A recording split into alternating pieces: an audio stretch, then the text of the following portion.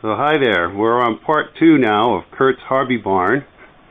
So we've moved inside and we've got Curt here to show you what's inside the barn. How you doing again? The two cars, one is a Miata, they're both Miatas. One is mine and one's my son's. And my son's is the fastest one. He made a turbo kit for it. Okay, they've been in storage quite a while because when I bought this barn, I had to rebuild the whole barn, so I haven't had time to play my Miatas, unfortunately.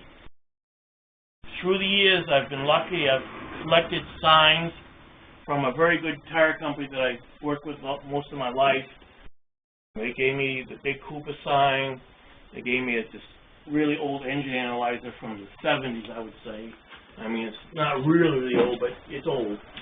And believe it or not, that one works also. And I've been fortunate that if you pan to the right here, I've been lucky enough to collect a lot of signs.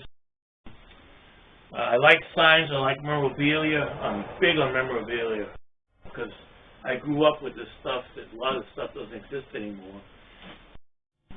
And one of my other projects was, I like old tractors, and you'll see that I picked another thing out of the scrapyard. It's called a do-all. It was made in probably I'm guessing in the 1950s. I disassembled the whole thing. I sandblasted the frame. I fixed the wheels. The wheels were all rotted, so I had to weld plates into the wheels. And of course, make them fit and bend. It's kind of a neat tractor. It uses a mid, probably 60s Ford rear end. It's chain drive from the engine to the transmission, and the transmission has a cone clutch. I don't know if you're familiar with it. It's a really weird clutch. It all runs and drives really good. I made electric start instead of full start or crank start. You blow on the driveway with it too. Yeah, I plowed the driveway a little bit with it. It's kind of fun to drive because it attracts a lot of attention when I drive it and take it out. So, again, I was very fortunate when a lot of the old-time pot stores that I was used to closed. They gave me all kinds of stuff. They gave me clocks and stuff that's outdated, obviously, but you never know because I work on old stuff. They gave me some really nice hanging signs.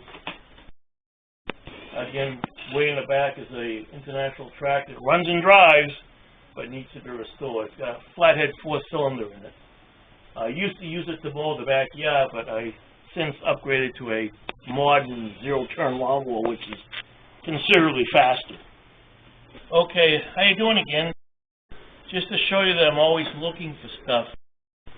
A week ago I found this beauty. It's a 1960s jukebox that needs some love, but it's all part of the nostalgia collecting stuff that I really like. Again, I do a lot of automobile farm stuff. Over there I have a early 1960s Farmall tractor. Again, they use a 4-cylinder flathead that runs super duper. Everything I got runs, but all needs to be restored. Okay? And then the other project I picked up last week was another antique gas pump. Obviously it needs lots of love, which it will get this winter because winters are long and boring in New England. And then a really weird tractor I have is called a Power King. It actually uses a Model A rear end and a Model A transmission, and the transmission is only about this big. It uses a big Briggs & Stratton engine, has a plow on it, and the interesting thing about it, it has a 3-point hitch, but it's manual, so you have to have a lot of this to move all the implements up and down, which mine are fading. Another interesting thing I picked up in our travels, my wife and I went to an antique farm that they were tearing down, and we were fortunate enough to get the cupola and some other really nice stuff to put on our farmhouse. I haven't figured out how to get it up in the air yet. So it's still sitting here unrestored. Okay, one of the other weird things I picked up in my travels, I've had this a really long time. It's called a struck bulldozer. I painted it up Army colors because these got dropped out of the sky by a parachute to make a small runway. When I got it, the tracks were missing, or part of the tracks were missing, so I had to make tracks for it. And that's because they had been in the mud so long they rusted away, They right? rusted away to nothing. And I was very fortunate where I worked. We were very friendly with a fastener company, and they donated all the stainless steel hardware to put the tracks back together, which was really, really nice. It runs really good. It has forward, reverse, and it uses belts, so that if you pull one side, the track will stop, and it turns like a real bulldozer, except it doesn't have gears, it's all belts, which is kind of cool. Any idea how much it weighs? Probably weighs 1,000 pounds. I've had to pick it up more than once. It's very, very heavy. And over in the corner there, it came with the barn that we bought. It's a really antique blacksmith drill press. As you crank it, it turns, and if you lock in a gear, power feeds down with the gears, which is kind of neat. Probably from, the turn of the century. It all works. I've actually used it, which is kind of cool. Everything's got to work here. It's not just a decoration. Okay, like I told you, outside my main goal is to build a train station.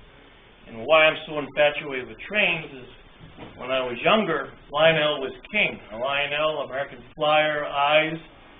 So I've been fortunate enough to be able to collect a lot of the stuff. This is actually a small working layout that myself and my granddaughter come out and play with. And she loves it because it blows smoke out like a real train and it makes choo-choo noises and stuff like that. I got very friendly with an antique store that was in town, and they closed, so they gave me their sign, and they gave me a lot of the cabinets to store stuff in, because they know I really, really like this stuff. And over the years that going to different flea markets, I've been really fortunate to pick up stuff that a lot of times is broken and doesn't work, and the stuff is so well made, within 20 minutes you can get it to work again. And then if it's really nice, you repaint it. So, again, I like anything that's transportation I like. Toy cars, stuff from the 20s, 30s, 40s, 50s, I really, really, really like. And in the train station, we have a ring-up phone, and we have one here.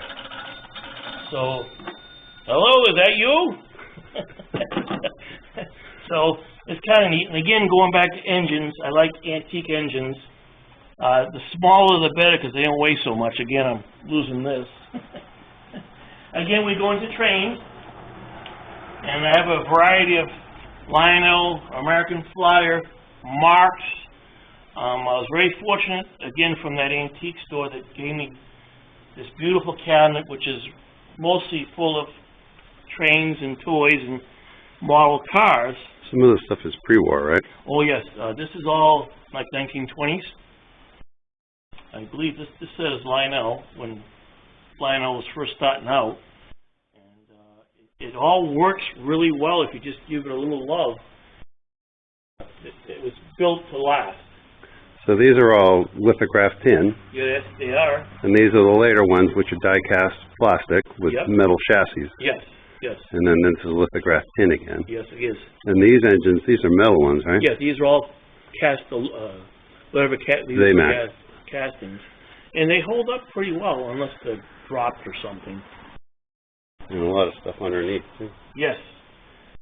Some of my rarer cars, I'll give you, for instance, is that yellowish car there. That's a very, extremely rare pressed steel toy made in the 20s.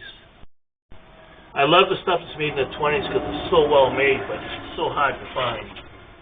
And I was fortunate, I was in one of the bigger flea markets, and it was there, and the guy came up with a pretty good price, so I bought it. So it'll stay here for a long time. Close this door. Oh, here's old St. Nick. Yeah, old St. Nick. Again, Randall. And then I was into bicycles. Again, it's all transportation related. This was actually a dual men's racing bike. And I don't have this, you can tell by the sprockets. The front sprocket's really huge, goes to a small sprocket, and goes to a different sprocket back here. It had wooden fenders, wooden rims, and wooden handlebars. So it's actually probably like 1890 or so. And the parts for it, right, the handlebars are there, and you can see they're wood. And then another project I haven't finished yet, but you know, I've been working slowly but surely on all of them. That's super light too. Yes, it is. I believe it's hickory because it's real strong. Yeah. And over here, I have a really interesting toy that was sold by the A.C. Gilbert Company in the 50s. It actually melts lead, and you can make lead soldiers out of it. Now, could you imagine selling this to a kid and melting lead and making men out of it? It's like, talk about a dangerous toy, but it's cool. You know, it's different. You don't see them. Again, going back to transportation stuff, I have a lot of antique bicycles. You know, I have one that's an Indian, which is kind of rare. It goes with my Indian motorcycle, which isn't here yet. But, you know, one of them over there has got wooden fenders on it, wooden wheels. Actually, two of them do. And then, again, I like the transportation and oil cans. I have lots and lots of oil cans. I still have boxes I haven't unpacked yet. Oh, and just the editor's note, that is actually a British car part hanging down. That's the TR3 grill. Yes, it is. It is the EJH British Car Channel. Yes, it is. And again, I'm into signs and license plates and. Whose tow truck is that? That was, I don't remember where I got that. It was just an interesting tow truck. You know, back when I was a young guy, that's what we drove. So I thought I'd just keep the picture because it was so interesting. And where's this train from? That's a Keystone train, and the trains in the showcase were from a pot store that closed. Unfortunately, the man was a really nice guy. He got diagnosed with cancer, so he gave me a lot of the stuff from the pot store, including his train set and his father's train set. So his father's train set would be the standard gauge on the second shelf. It's eyes, which is really rare. Oh, yeah. And unfortunately, he passed away a week after he gave me everything. It was really sad. And the AP sign came from a pot store that I used to frequent a lot. Again, old school pot store, but unfortunately it burnt to the ground before I could get a lot of the stuff out of it. And now for the elephant in the room. Yes, this is my train. It holds 14 kids. I've been trying to restore it and get it to run again. It originally had a Wycoming one-cylinder engine in it, and my son wants to electrify it so we don't have to worry about the engine sitting for a long time. So I'm waiting for him to electrify the engine. The engine's not here, it's at my other house. And where did this come from? This came from the Tewksbury Drive-In in Tewksbury, Mass. It's actually a manufactured train. They were very popular in the drive-in movies, those if you remember drive-in movies. That this would enter that paying the kids for till the movies actually started or the cartoons actually started. My dream is to get this to go around the gas station.